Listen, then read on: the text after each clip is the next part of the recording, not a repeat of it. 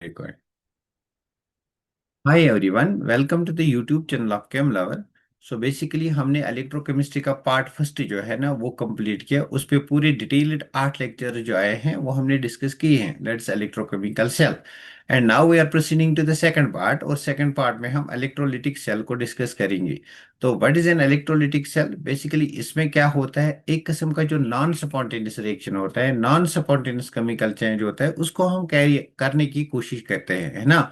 तो बेसिकली हम यहाँ पे इलेक्ट्रिक करंट जो है, इलेक्ट्रिक सप्लाई देते हैं, उसकी वजह से हम किसी केमिकल रिएक्शन को कैरी आउट करते हैं। So now let us start the topic. तो बेसिकली क्या करते हैं, इलेक्ट्रोलिटिक सेल क्या है, ये एक डिवाइस होता है जो कन्वर्ट करता है इलेक्ट्रिकल एनर्जी को।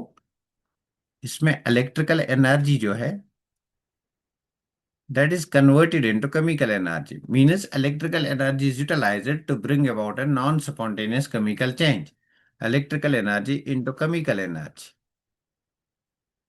Electrical energy into chemical energy बहुत ही इंपॉर्टेंट टॉपिक है, बेसिक है इलेक्ट्रोकेमिस्ट्री के सेकंड पार्ट के लिए, है ना।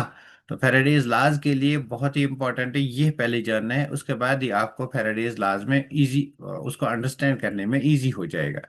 तो इसमें हम इलेक्ट्रिकल एनर्जी को केमिकल एनर्जी में कन्वर्ट करते हैं, isn't it? Now let us see how this electrical energy is utilized to bring about a non-spontaneous chemical change. तो देखो यहाँ पे हम बेसिकली इलेक्ट्रोलिसिस करते हैं। तो इलेक्ट्रोलिसिस क्या होता है? इलेक्ट्रोलिसिस सिंपली हम एक टैंक लेते हैं, एक सेल लेते हैं, एक कंपार्टमेंट लेते हैं। सो दिस अ कंपार्टमेंट, है ना। इस कंपार्टमेंट हम कोई इलेक्ट्रोलाइट लेते हैं, इस कंपार्टमेंट में हम कोई इलेक्ट्रोलाइट लेते हैं, and we have two electrodes. यहाँ पे दो इलेक्ट्रोड्स होते हैं हमें। ये एक इलेक्ट्रोड है, दिस इज एनोड, ये एनोड होता है। And this is one more electrode, this is cathode, this is cathode. तो सबसे पहले हमें क्या करना है, हमें कोई इलेक्ट्रोलाइट लेना है। Now the question is electrolyte क्या होगा यहाँ पे। या तो इलेक्ट्रोलाइट हमारा मोल्टन सॉल्ट होगा, मोल्टन सॉल्ट होगा, लेट अस से कि मोल्टन NaCl होगा, या फ्यूज्ड NaCl होगा, फ्यूज्ड NaCl होगा, या एक्वस सोल्यूशन होगा, मतलब aqueous NaCl। It's not only कि NaCl होगा। यहाँ पे मैं ये कहने की कोशिश कर रहा हूँ कि हमारा साल्ट जो है, हमारा इलेक्ट्रोलाइट जो है, that should be in the molten state, or in the fused state, or in the aqueous state. तो मतलब फॉर एग्जांपल मैंने यहाँ पे कोई इलेक्ट्रोलाइट लिया, लेट अस से, पहले मैं सबसे पहले इलेक्ट्रोलिसिस किसका करूंगा, मोल्टन सोडियम क्लोराइड का करूंगा, या फ्यूज्ड सोडियम क्लोराइड का इलेक्ट्रोलिसिस करूंगा।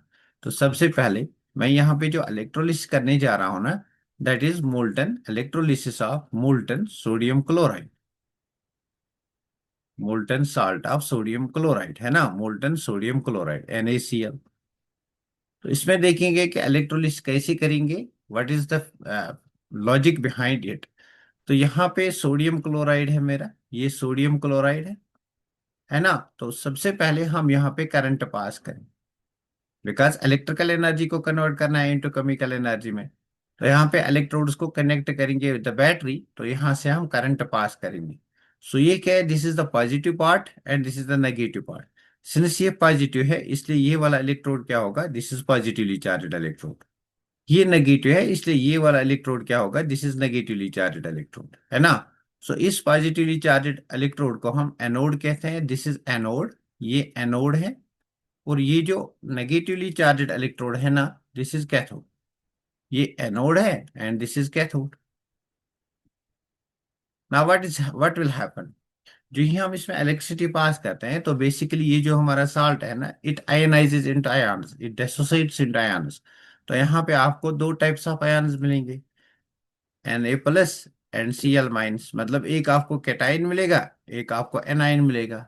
Now what will happen? These ions, cations and anions, they will start migrating towards respective electrode. सो जो आपका कैटाइन है ना वो कहाँ जाएगा, वो नेगेटिव इलेक्ट्रोड की ओर जाएगा। मतलब cation will move towards cathode, है ना। तो ऐसे याद रखो, C for cation, C for cathode, मतलब कैटाइन कैथोड की ओर जाएगा। और एनाइन कहाँ मूव करेगा, A9 will move towards anode. तो इसका मतलब ये है कि कैथोड पे हमारा सोडियम यहाँ पे डिपॉजिट होगा, सोडियम मेटल, और एनोड पे हमारा क्लोरीन गैस निकल जाएगा, है ना। सो ये यहाँ पे क्लोरीन गैस निकल जाएगा और यहाँ पे सोडियम मेटल डिपॉजिट होगा ना। यहाँ पे क्वेश्चन क्या आता है बेसिकली, अगर हम कॉम्पिटिटिव एग्जाम की बात करेंगे, क्वेश्चन आता है कि what are the products of the electrolysis.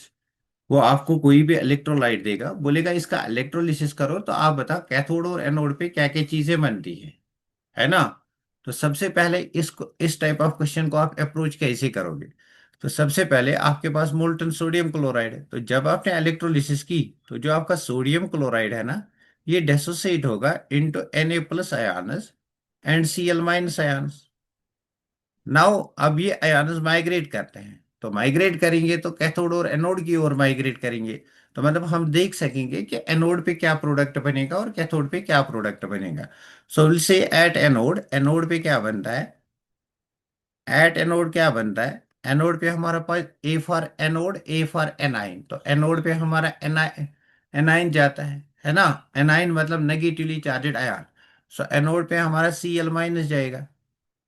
तो हमें पता है एनोड पे क्या होता है, ऑक्सीडेशन होता है। ऑक्सीडेशन मतलब लॉस ऑफ इलेक्ट्रॉन होता है। तो Cl- को मैं यहाँ पे ट्वाइस Cl- लिखूंगा, सो दैट रिएक्शन को बैलेंस करने के लिए, है ना। तो ये मुझे देगा Cl2 गैस, प्लस ये देगा मुझे दो इलेक्ट्रॉन्स।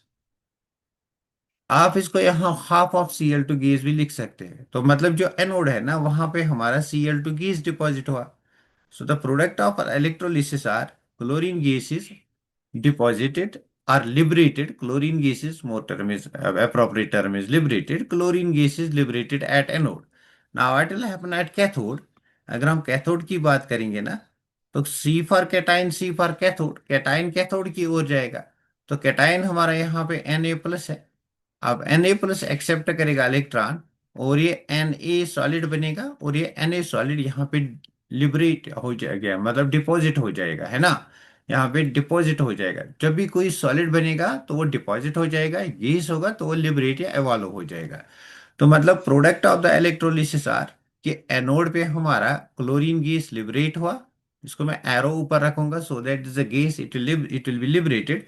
और कैथोड पे हमारा सोडियम जो है ना, दैट गेट इज डिपॉजिटेड, है ना। सो ये प्रोडक्ट्स ऑफ इलेक्ट्रोलिस है। क्वेश्चन ये आता है कि कैथोड और एनोड पे क्या क्या बनता है। ना the third type of the question जो यहाँ पे आता है कि नेचर ऑफ द सोल्यूशन क्या होगा। नेचर ऑफ द सोल्यूशन, यहाँ पे नेचर ऑफ द सोल्यूशन जो होगा वो न्यूट्रल होगा, बिकॉज यहाँ पे कोई और स्पीशी प्रेजेंट नहीं होगा ना। अगर हम बात करेंगे कि हम एक्वस सोडियम क्लोराइड का इलेक्ट्रोलिसिस करेंगे, अगर एक्वस सोडियम क्लोराइड का इलेक्ट्रोलिसिस करेंगे तब हम नेचर ऑफ इलेक्ट्रोलाइट भी डिस्कस करेंगे। तो नेक्स्ट पेज पे हम डिस्कस करेंगे now the, will discuss now the electrolysis of aqueous sodium chloride. तो आप लोग हेडिंग लगाओ, aqueous sodium chloride electrolysis of, electrolysis of aqueous NaCl। Aqueous में तो वाटर भी प्रेजेंट है, तो यहाँ पे दो चीजें हैं। एक तो आपका NaCl प्रेजेंट है। Now you need not to draw the diagram for each and every question. तो यहाँ पे क्या होगा, NaCl बेसिकली उसी टाइप से ब्रेक होगा कि ये Na+ देगा और ये Cl- देगा ना। सीधे से एक्वस सोल्यूशन है, एक्वस सोल्यूशन का मतलब कि यहाँ पे वाटर भी प्रेजेंट होगा। तो वाटर इटसेल्फ आयनाइजेस, तो वाटर अगर आयनाइज होगा तो क्या देगा, H+ देगा ना, प्लस OH- देगा। Now here the question arises, क्या क्वेश्चन अराइज होता है कि यहाँ पे सर दो कैटाइन्स प्रेजेंट है, दीज आर द टू कैटाइन्स। अब कौन सा कैटाइन माइग्रेट करेगा कैथोड की ओर, है ना। और यहाँ पे दो एनाइन्स प्रेजेंट है, कौन सा एनाइन एनाइन की ओर जाएगा। इजंट इट, मतलब कंपटीशन बढ़ गया।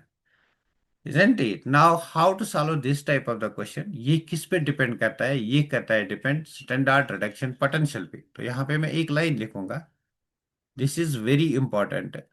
फॉर कैटाइनस, कैटाइनस के लिए लिखूंगा पहले, for cations, for cations greater the value of, greater the value of standard reduction potential E naught reduction, greater the value of E naught reduction potential of cation।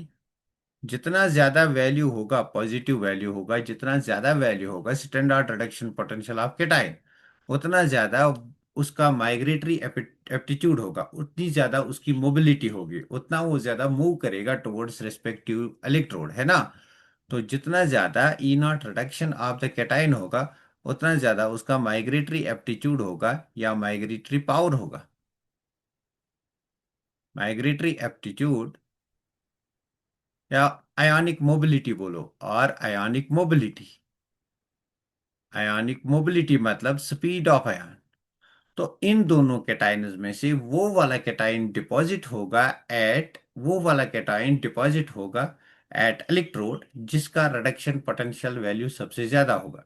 तो मेरे पास sodium और H plus है ना, मेरे पास sodium Na plus और H plus है।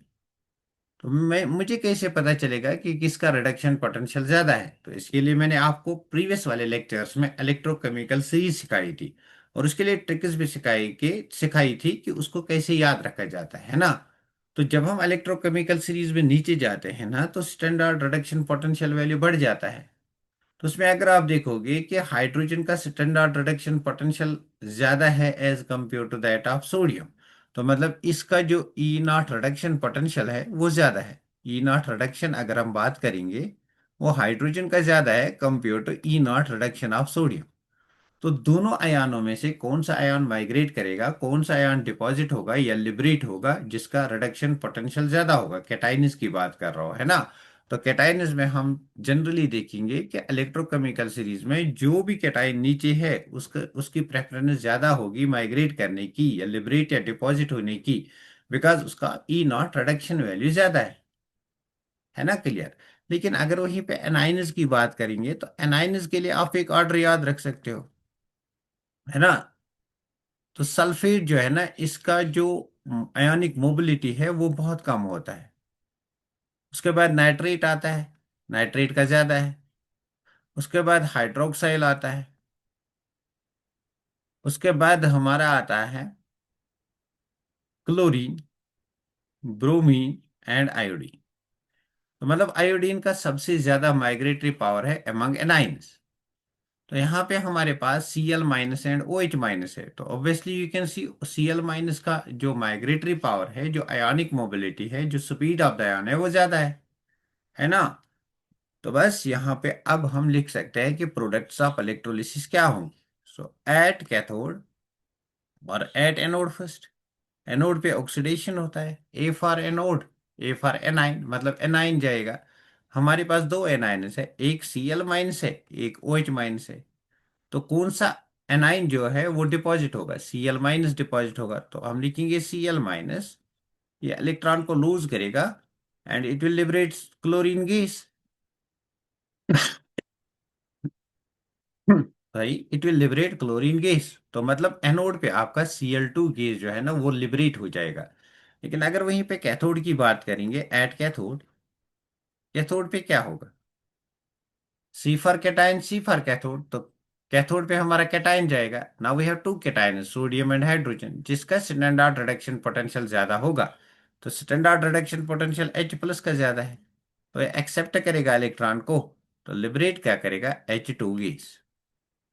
Isn't it? मतलब कैथोड पे रिडक्शन हुआ और वहां पे क्या लिबरेट हुआ? H2 गैस लिबरेट हुआ। Clear. So these are the products of the electrolysis, or these are the gases which are liberated at anode and cathode when we bring about the electrolysis of aqueous sodium chloride solution. Clear. Now the third question is कि nature of the solution क्या होगा? क्या हमारा solution after electrolysis acidic रहेगा, basic रहेगा और neutral रहेगा? So nature of solution.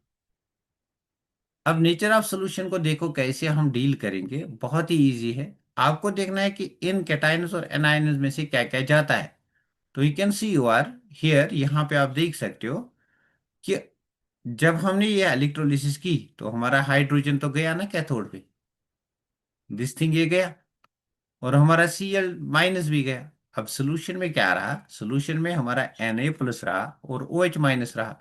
मतलब सोल्यूशन में हमारे पास Na प्लस OH minus रहा। They will react to form NaOH and NaOH is a base. Therefore, the nature of the solution is basic.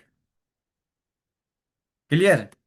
कभी इसमें क्वेश्चन पूछेगा कि जो सॉल्यूशन है ना उसका पीएच क्या होगा, तो अगर बेसिक है तो उसका पीएच जो है ना that will be more than 7। अगर हम फर्दर बात करेंगे इसका पीएच जो है ना that will be greater than 7 because it is basic solution.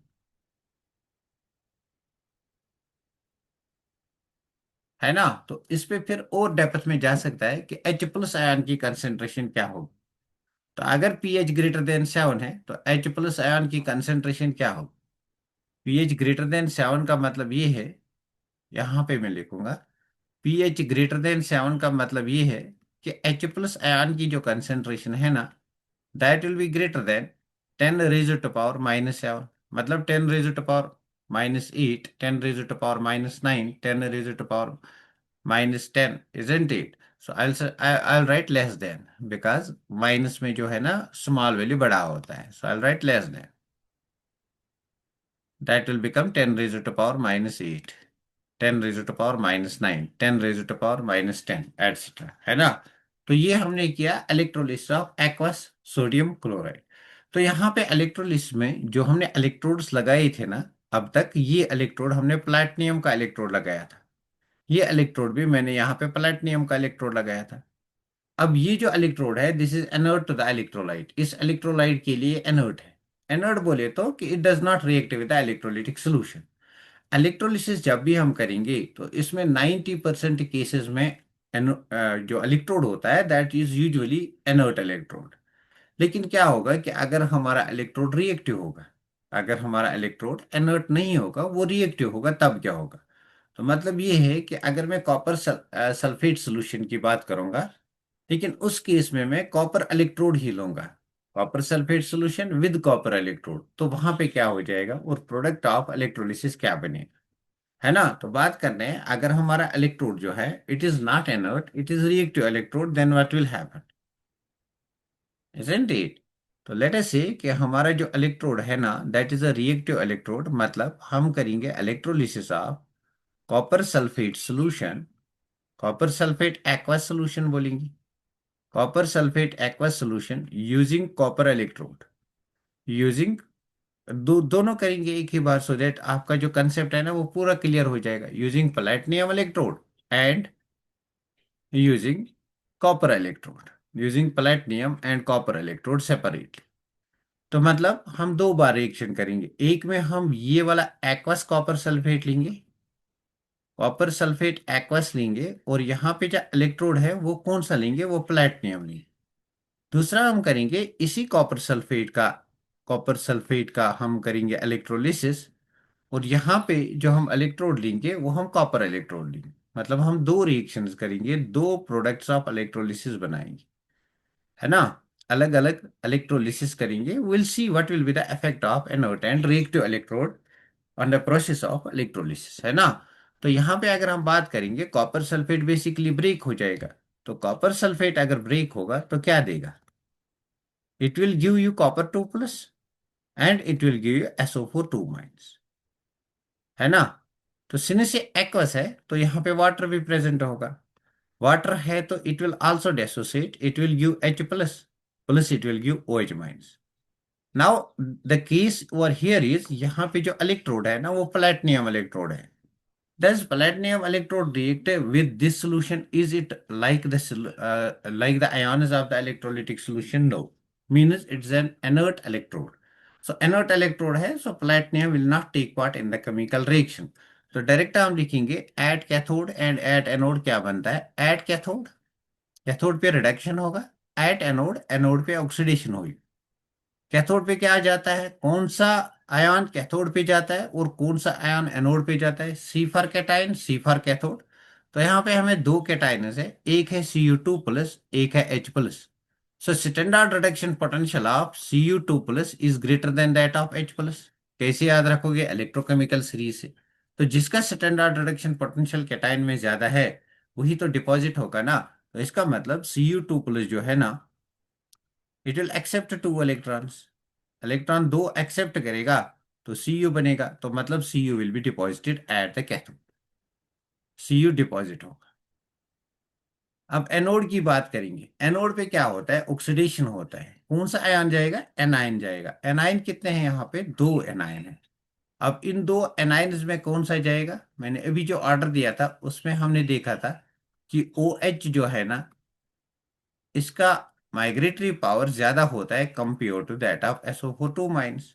तो मतलब OH जाएगा, OH माइनस जाएगा। ओ एच माइनस जाएगा तो इसका ऑक्सीडेशन होगा, ऑक्सीडेशन होगा तो इलेक्ट्रॉन को लॉस करेगा, इलेक्ट्रॉन को लूज करेगा तो ये कन्वर्ट होगा into water and finally it will get converted into oxygen. तो याद रखना है कि ओ एच जहां पे भी होगा फाइनली कन्वर्ट होगा इनटू, मतलब फाइनली ये ऑक्सीजन गैस यहाँ पे लिबरेट होगा, जहां पे ओ एच होगा वहां पे फाइनली ऑक्सीजन गैस लिबरेट होगा, प्लस यहाँ पे वाटर बनेगा, प्लस यहाँ पे इलेक्ट्रॉन्स निकलेंगे। उसके बाद आप रिएक्शन को बैलेंस खुद भी कर सकते हो, है ना। तो ये चीजें यहाँ पे डिपॉजिट होंगी। अब अगर सोल्यूशन की बात करेंगे कि नेचर ऑफ सोल्यूशन क्या होगा, नेचर ऑफ सोल्यूशन जो रहा उसी पे डिसाइड होता है। यहाँ पे क्या रहा, यहाँ पे अगर बात करेंगे ना कि यहाँ पे क्या रहा, तो you can see you are here, यहाँ पे आपका सी यू प्लस गया, एच प्लस रह गया, ओ एच माइनस गया, एसओ फोर रह गया, मतलब एच प्लस एसओ फोर रह गया, मतलब एच टू एसओ फोर रह गया। तो मतलब नेचर ऑफ सोल्यूशन क्या होगा, एसिडिक होगा। और पीएच क्या होगा इस सोल्यूशन का, पीएच होगा लेस देन 7, है ना। ना what will happen if we use copper electrode, अगर कॉपर इलेक्ट्रोड की ही बात करेंगे ना, इसी को लेंगे तो क्या होगा। तो यहाँ पे क्या होगा, हमारे पास कॉपर सल्फेट है, सेम वही कॉपर सल्फेट एक्वस है, तो ये डेसोसिएट होगा, ये कॉपर टू प्लस बनाएगा, प्लस ये दो इलेक्ट्रॉन्स देगा। और हमारे पास SO4 2 माइनस है, सॉरी हमारे पास वाटर भी है ना, नॉट SO4, SO4 तो आ गया, हमारे पास वाटर भी है ना। तो वाटर डेसोसिएट होके आयोनाइज होके क्या देगा, H प्लस और OH माइनस,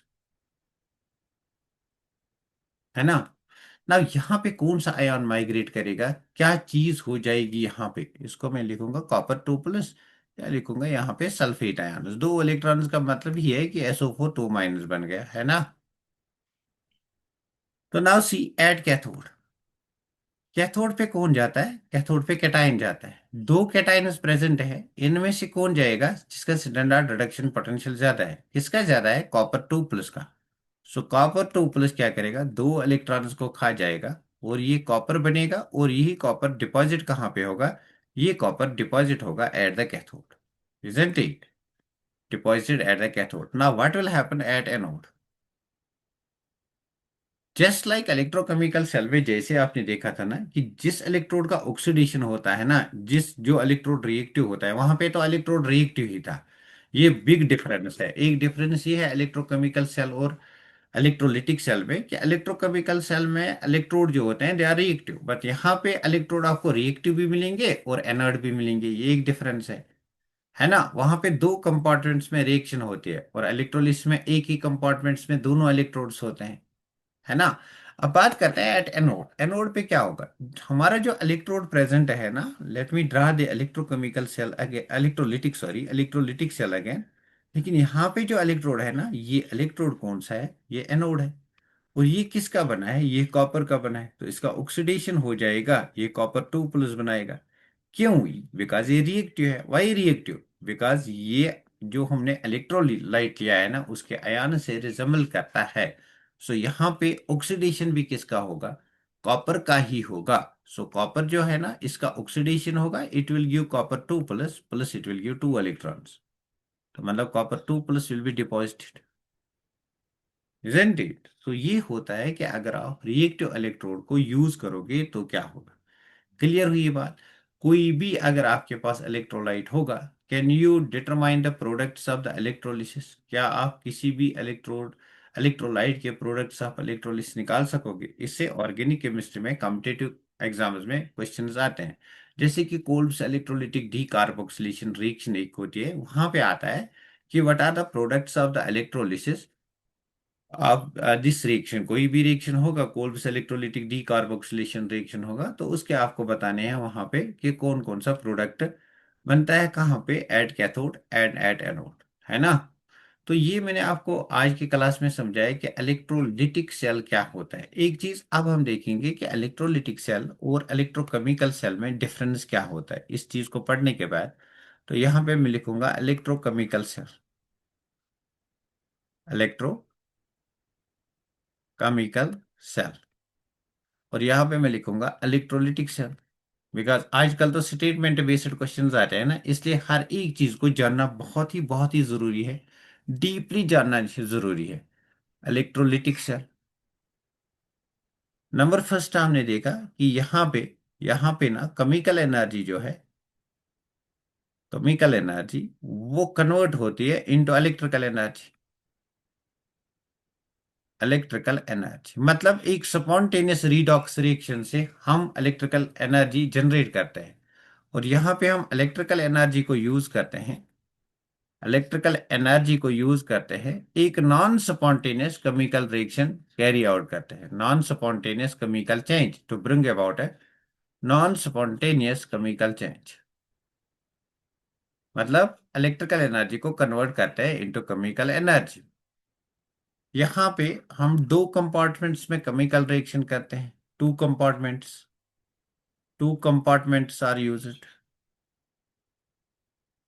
मतलब दो हाफ सेल्स दो कंपार्टमेंट्स में होते हैं। और यहाँ पे एक ही कंपार्टमेंट में दोनों हाफ सेल रिएक्शंस होती है, ऑक्सीडेशन भी रिडक्शन भी, ओनली वन कंपार्टमेंट।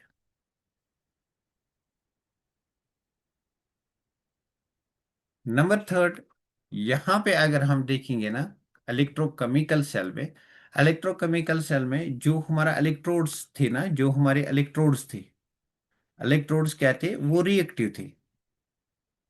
और यहाँ पे अगर इलेक्ट्रोड की बात करेंगे ना, दिस इज सेकंड पॉइंट। और यहाँ पे अगर इलेक्ट्रोड्स की बात करेंगे, मोस्टली इनर्ट, मोस्टली क्या है, mostly inert, sometimes reactive, sometimes reactive.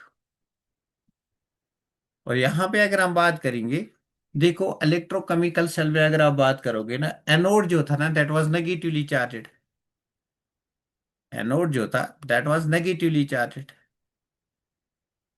और यहाँ पे एनोड पॉजिटिवली चार्जेड है, एनोड क्या है, पॉजिटिवली चार्जेड। ऑक्सीडेशन तो वही होता है, एनोड पे ऑक्सीडेशन ही हो जाएगा, बट जो साइन है वो डिफर होता है ना। कैसे याद रखोगे, आप सिंपली याद रखना, इलेक्ट्रोकेमिकल सेल का इलेक्ट्रोलिटिक का अपोजिट करना, लोन याद रखना। इलेक्ट्रोलिटिक सेल में लोन याद रखेंगे, लोन मतलब लेफ्ट साइड, ओ मतलब ऑक्सीडेशन, ए मतलब एनोड, और एन मतलब नेगेटिव। मतलब लेफ्ट साइड ऑक्सीडेशन होगा, एनोड होगा, नेगेटिव होगा। और यही हमारा इलेक्ट्रोलिटिक सेल में एनोड जो है ना वो पॉजिटिव होता है, बाकी वो पॉजिटिव होता है, बाकी सब जो होते हैं ना वो सेम होते हैं। लेफ्ट ऑक्सीडेशन एनोड ही होता है लेकिन पॉजिटिव होता है इन इलेक्ट्रोलिटिक सेल। क्लियर। तो अगर हम इलेक्ट्रोलिटिक सेल की बात करेंगे ना, एक बार मैं वापस आऊंगा यहाँ पे। देखो यहाँ पे इलेक्ट्रॉन्स कहाँ से कहाँ फ्लो होंगे, electrons will flow from negative electrode to the positive electrode, मतलब फ्रॉम कैथोड टू एनोड। लेकिन इलेक्ट्रोकेमिकल सेल में electrons flow from anode to cathode, ये एक और डिफरेंस है। तो करंट कहाँ से फ्लो होगा, करंट अपोजिट डायरेक्शन में फ्लो होता है ना, so current will flow in this direction, है ना। तो ये चीज भी आप नोट डाउन करना। आई होप कि ये वाला लेक्चर आपको अच्छे से समझ आया होगा। If you love these videos, if you really like these videos, please do share with your like loud ones. और हिट बटन, मतलब लाइक बटन को हिट करना ना भूलिए, है ना। बनता है ना, अगर आपको मेरी वजह से कुछ समझ आता है तो जो लाइक बटन है ना उसको हिट करना ना भूलिए, है ना। डू कमेंट, आप नेक्स्ट वीडियो में बात करूंगा फेरेडेज लॉज ऑफ इलेक्ट्रोलिसिस की। आप कमेंट करना मुझे कि इस चैप्टर के बाद कौन सा चैप्टर मैं आपके लिए लेके आऊंगा, है ना। Thank you for watching this video.